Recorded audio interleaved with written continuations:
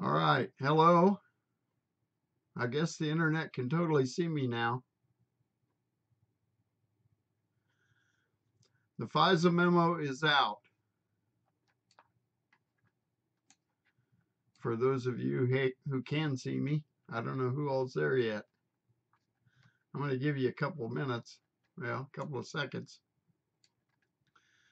and I'm going to start reading this.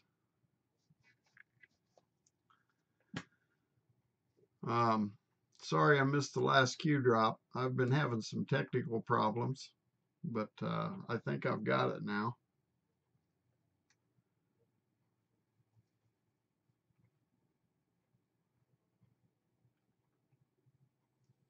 Okay, this is working. All right, I'm going to start reading this. It's to the Honorable Devin Nunes, Chairman of the House Permanent Select Committee on Intelligence, United States Capitol, U.S. Washington, D.C.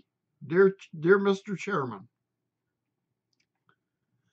on January 29, 2018, the House Permanent Select Committee on Intelligence, hereafter the committee, voted to disclose publicly a memoranda containing classified information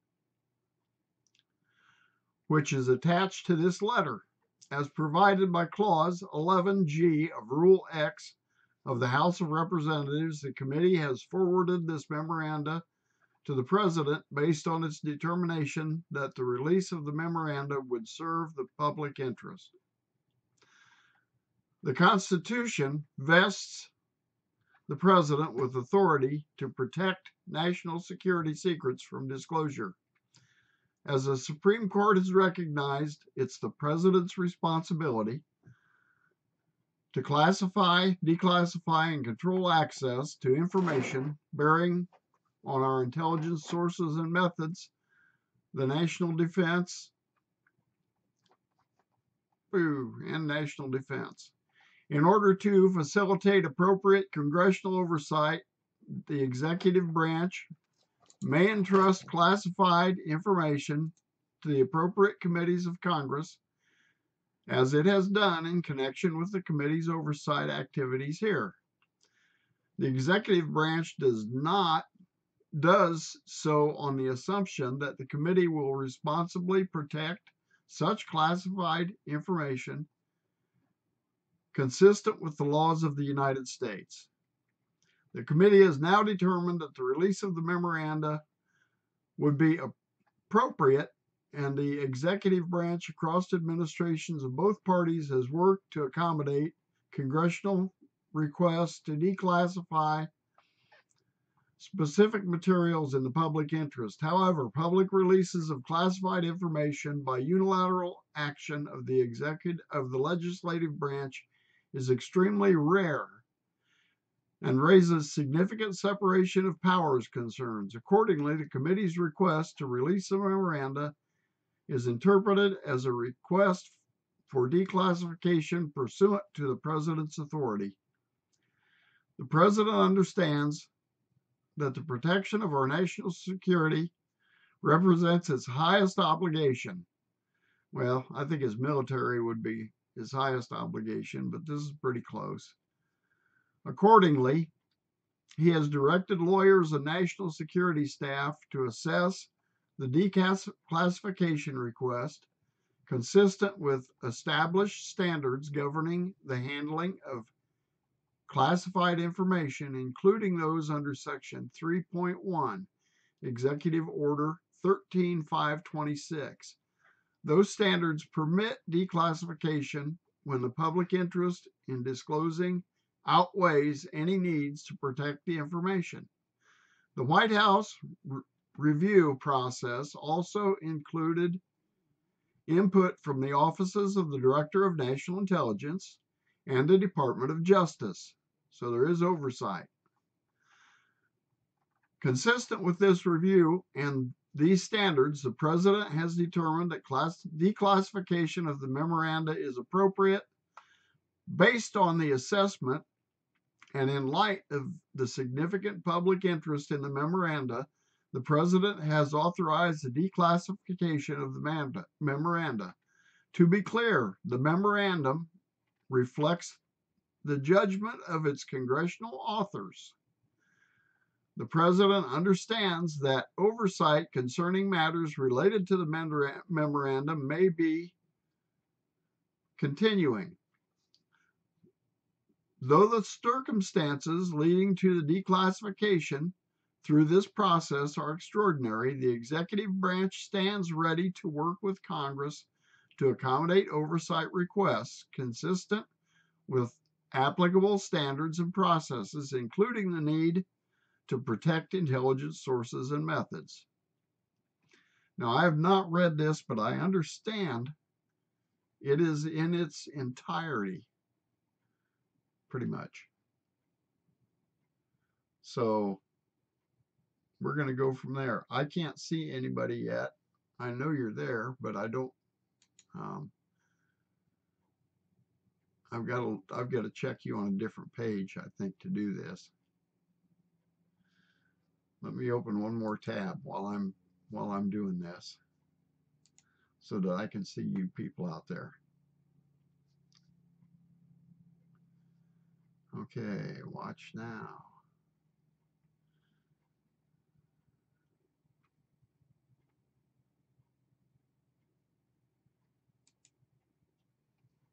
All right, now let's see. Say something, hide chat. All right, now let's see. Say somebody, hide chat. I got 38 people watching. I got 9 thumbs ups. Yes, thumb up me. I got to turn this volume off so it doesn't feed back. All right, if you're there, you can chat. I don't know that you're chatting because I can't see that. Oh, there it is. All right, I see people. Okay, this is good. Hello from New Zealand. That's awesome. Kieran Ferdy. Kiernan, I got that wrong, didn't I? Kiernan Ferrany. Thank you. Mad Doc. Okay, I'm going to continue here. To the HPSCI majority members from the HPSCI majority staff. Subject: Foreign Intelligence Surveillance Act abuses at the Department of Justice and the Federal Bureau of Investigation. Okay, this memorandum is to discuss Foreign Intelligence Surveillance Act abuses. So that's what they've been trying to hide. The purpose: this memorandum provides members an update on significant facts relating to the committee's ongoing investigation into the Departments of Justice, the DOJ, and the Federal Bureau of Investigation. So it's about their continuing investigation. They've been investigating this. And their use of the Foreign Intelligence Surveillance Act, FISA, during the 2016 presidential election cycle. This was to try to spy on Donald Trump while he was running for president. Our findings, which are detailed below: 1, raise concerns with the legitimacy and certain DOJ and FBI interactions with the Foreign Intelligence Surveillance Court, with the FISA court, and represent a troubling breakdown of legal processes established to protect the American people from abuses related to the FISA process. And I think we kind of knew this was coming. Investigation update. Hit like. Yes. Hit like. Thank you, Mad Doc. Love you.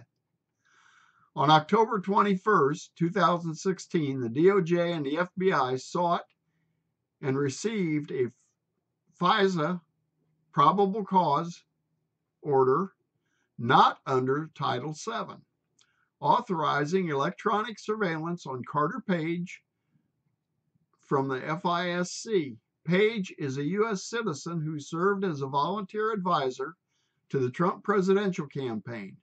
Consistent with requirements under FISA, the application had to be first certified by the director or deputy director of the FBI. It is then required the approval of the Attorney General, the Deputy Attorney General, DAG, or the Senate confirmed Assistant Attorney General for the National Security Division. So it had to be certified by several members of the Obama staff.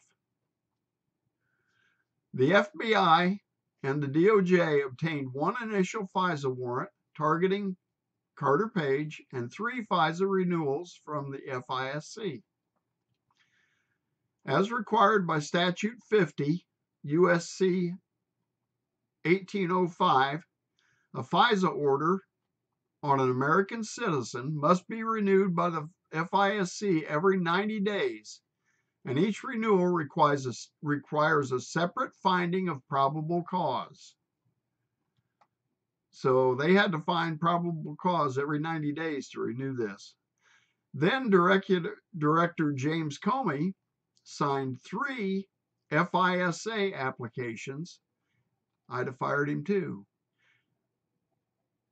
In question, on behalf of the FBI, and Deputy Director Andrew McCabe signed one, and that's why Andy ran off. Then DAG Sally Yates, then acting DAG Bona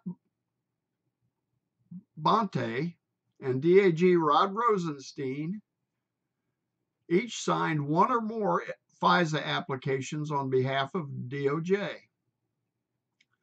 Due to the sensitive nature of foreign intelligence activity, FISA submissions, including renewals before the FISC, I'm just going to call that FISC because it's easier, are classified.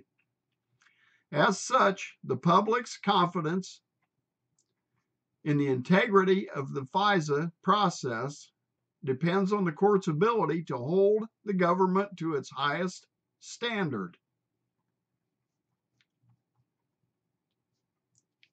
So, particularly as it relates to surveillance of American citizens, they're not supposed to be listening to us anyway.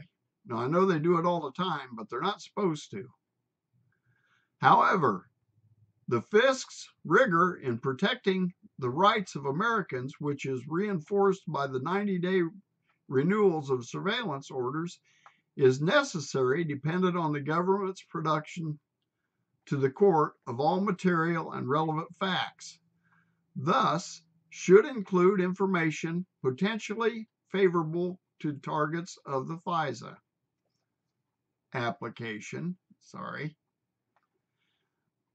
that is known by the government. In the case of Carter Page, the government had at least 4 independent opportunities before the FISC to accurately provide an accounting of the relevant facts. However, our findings indicate that, as described below, material and relevant information was omitted. So they made approvals without really looking at the paperwork.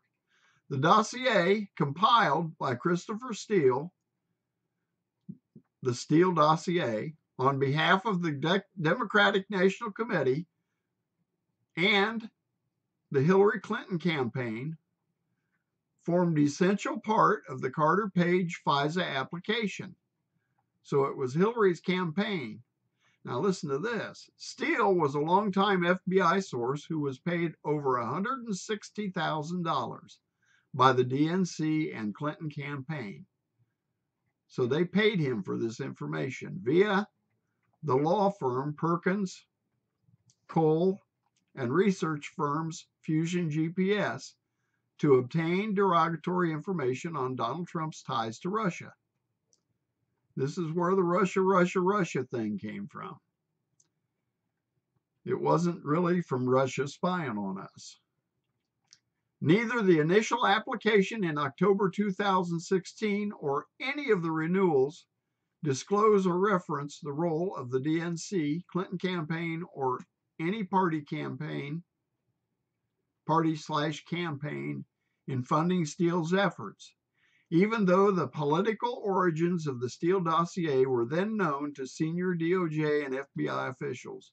So they knew this. Comey knew this. Rosenstein knew this. And they were working, and that Peter Strzok knew all about it. The initial FISA application notes Steele was working for the named U.S. person. I don't know how many people are here. Let me see. I'm just checking. Oh, I got 44. It's coming up. All right. The initial application notes Steele was working for the named U.S. person, but does not name Fusion GPS and Principal Glenn Simpson, who was paid by the U.S. law firm Perkins Cole, representing the DNC, even though it was known by the DOJ at the time that political actors were involved with the Steele dossier. So with political actors being involved, they shouldn't have done this at all. The application does not mention Steele was ultimately working on behalf of and paid by the DNC and Clinton campaign, or that the FBI had separately authorized payment to Steele for the same information. Now, why would the FBI be paying for dirt on a political candidate? I don't know. Not a good idea. The Carter Page FISA application also cited extensively on September 23, 2016, a Yahoo News article by Michael Ishkoff, which focuses on Page's July 2016 trip to Moscow. So Carter Page went to Moscow in 2016. This article does not corroborate the Steele dossier because it is derived from information leaked by Steele himself to Yahoo News.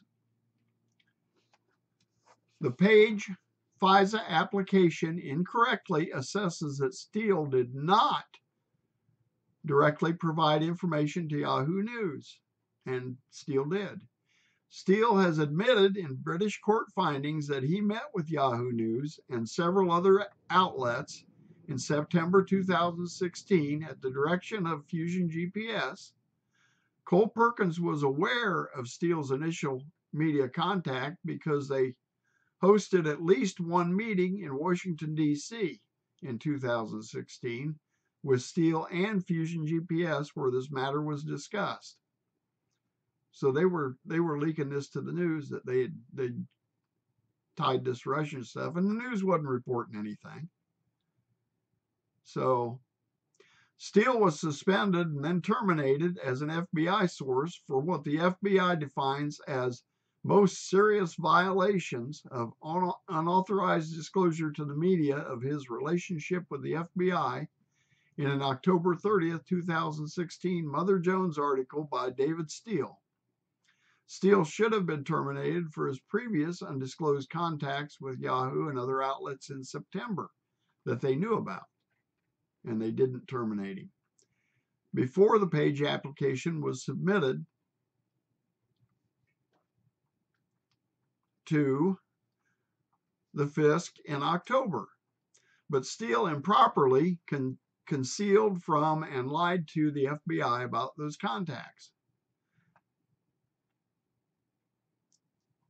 Steele's numerous encounters with the media violated the cardinal rule of source handling, maintaining confidentiality, and demonstrated that Steele had become a less than reliable source for the FBI.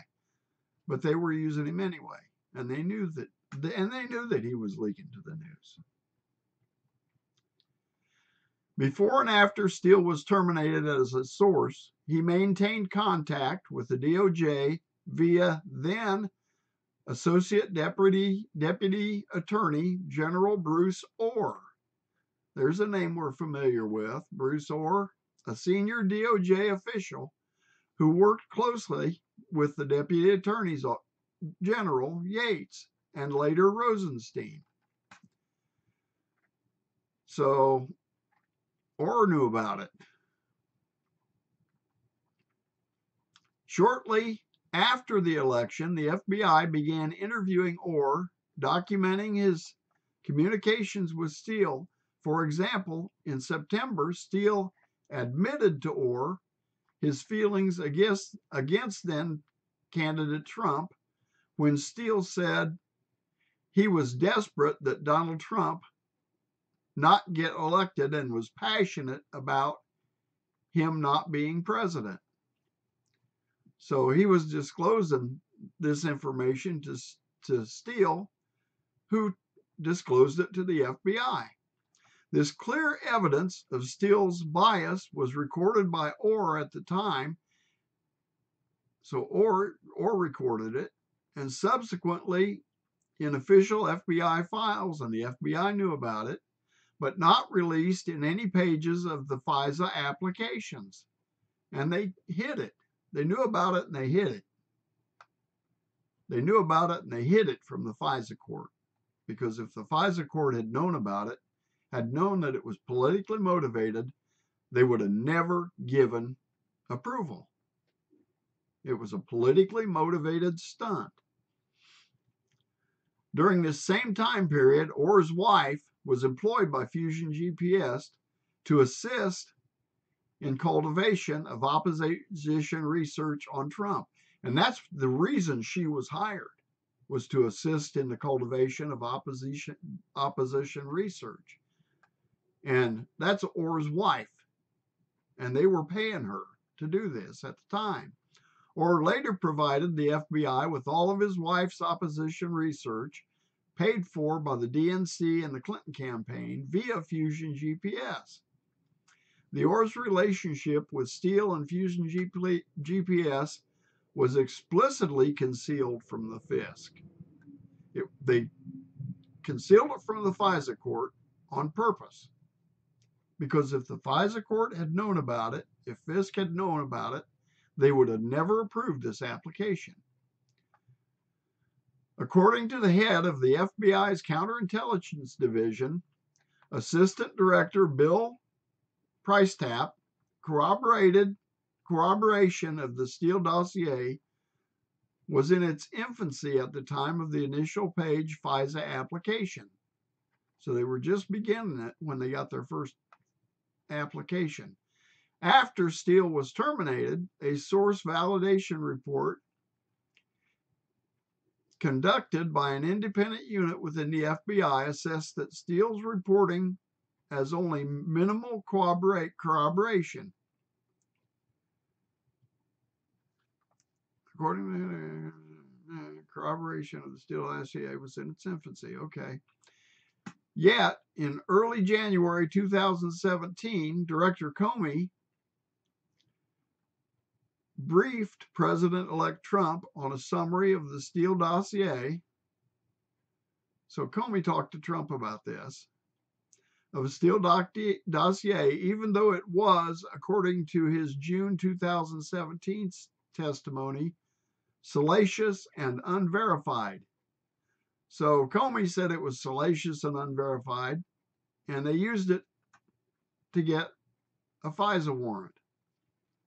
While the FISA application relied on Steele's past record of credible reporting on other unrelated matters, it ignored or concealed his anti-Trump financial and ideological motives. So it hid or concealed the fact that he was getting money or that he was politically motivated. Therefore, Deputy Director McCabe testified before the committee in December 2017 that no surveillance warrant would have been sought from FISC without the Steele dossier information. So had they not had this Steele dossier, they wouldn't have gone to the FISA court. Yet the Steele dossier they knew was salacious and unverified. So, and we knew that too. That's something that we knew anyway. According to our Constitution, hanged, and that's true. They would be hanged. And I don't think that Guantanamo is something that we should not consider. I think that we should definitely house them in Guantanamo. There's no better place for them. And that's why they were hiding this. The Page FISA application also mentioned information, and I think Trump's getting ready to do that. I really believe that there are 13,605 and counting sealed federal indictments right now that haven't been released, that haven't been opened. And when they start opening those, the poo's going to hit the fan. It really is.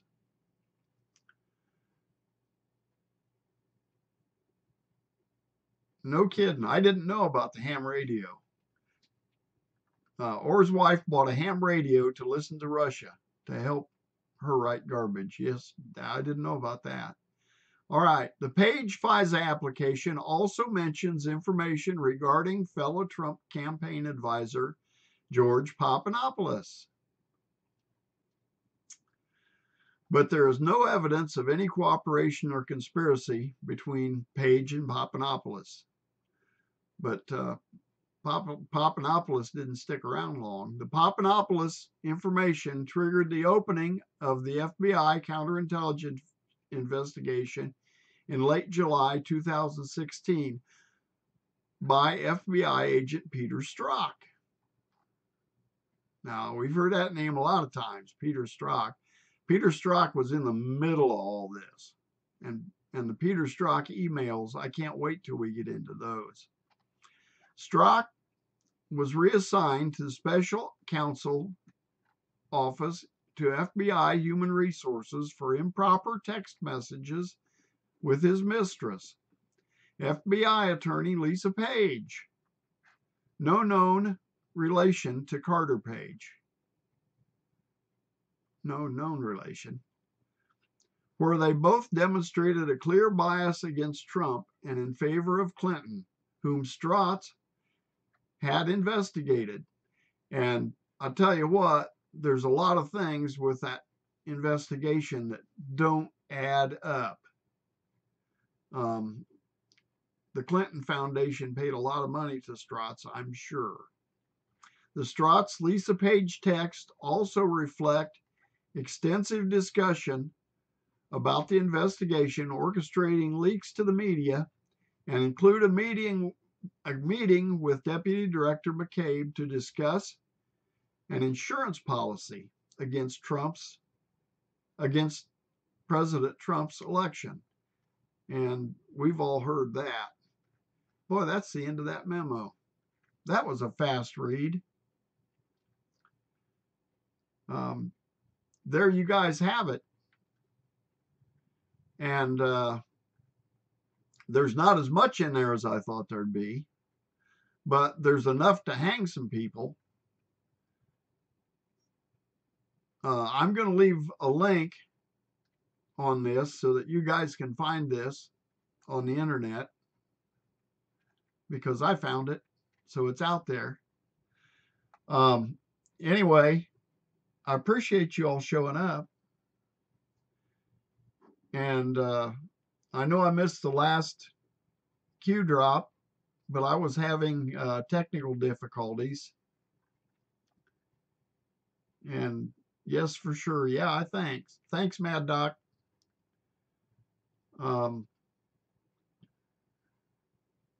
The Rocket Radio Show.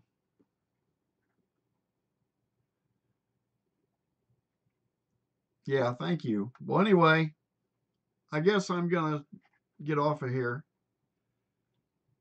I appreciate it. And God bless you guys. God bless Donald Trump, and God bless the United States of America. We got a great country, and it's going to get greater. Um, Trump has freed the Congress now, the Republican Congress anyway. The Democrats don't care, and I hope they do. I hope they turn around and do one day, because we really need them. We need to be united in this country again. It would sure make a big difference. I don't know why there's so much hate, but I guess there is right now, and we all need to get over it. I'm as guilty as anybody else, I guess. So, all righty. God bless, and I'll talk to you later. I'm not going to ramble. Thank you. I just got to figure out how to shut this off. Okay, here we go. Bye bye.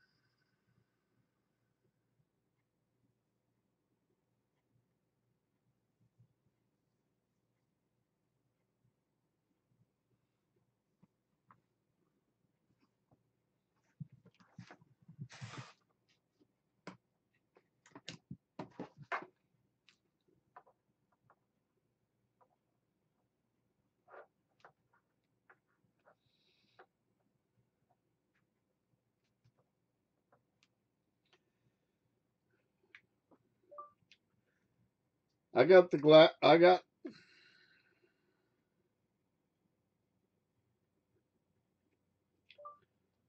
memo and went live and read it.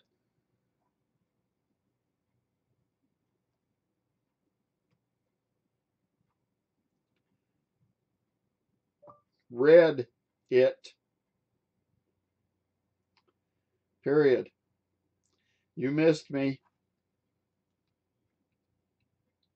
Period. I broke my glasses. I need to go get them fixed.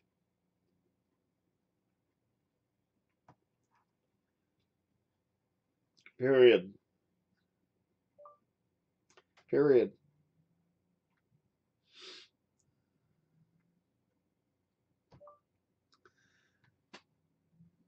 I had about 50 watching. 26 right now. LOL. And I've been done for 3 or 4 minutes. So they must be watching the recording. period.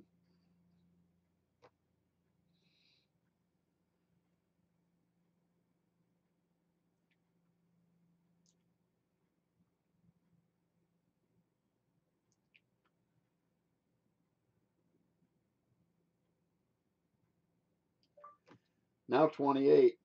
Wow, this is nuts. Anyway,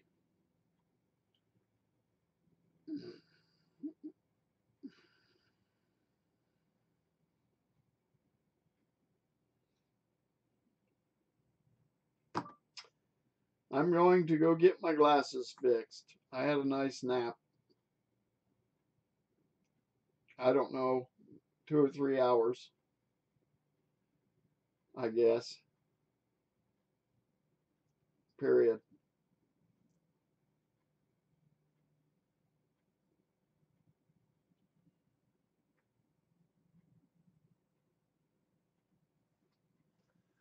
Am I still going? That's what's. Oh, yeah, I am still going. I'm sorry. I thought I hung up. Ha! All right. I don't know why it didn't stop. I'll talk to you later. Love you guys. That was cool. I'm still live. Could you please upload? I missed the first half. It will be up there, so you'll be able to watch it. Matter of fact, this whole part will be up there, so I don't know how to cut it off. Anyway, I'm new enough at this that I don't know a lot of things, but yeah, you're welcome, and thank you for being here. All right, God bless. I'm gonna really stop it now. Nana knows. Love you. Talk to you later. Bye bye.